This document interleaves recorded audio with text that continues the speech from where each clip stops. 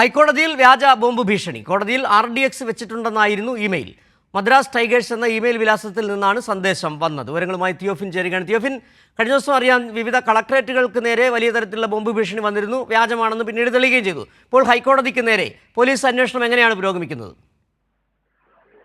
സിജു, ഈ പോലീസിന്റെ പരിശോധന പൂർത്തിയായി കഴിഞ്ഞു. ഉച്ചയ്ക്ക് മുൻപ് പരിശോധന നടത്തിയിട്ടുണ്ട് പോലീസ്.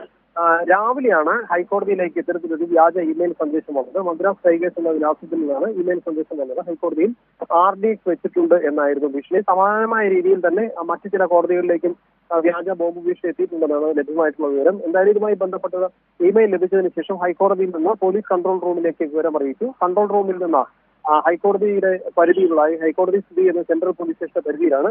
സെൻട്രൽ പോലീസ് സ്റ്റേഷനിലേക്ക് നിർദ്ദേശം നൽകി. തുടർന്ന് സെൻട്രൽ പോലീസും ബോംബ് സ്ക്വാഡും കോടതിയിലേക്ക് പോയി വിശദമായി പരിശോധന നടത്തി. എന്തായാലും സംശയാസ്പദമായ സാഹചര്യത്തിൽ യാതൊരു പോലീസിനെ കണ്ടെത്താൻ കഴിഞ്ഞിട്ടില്ല.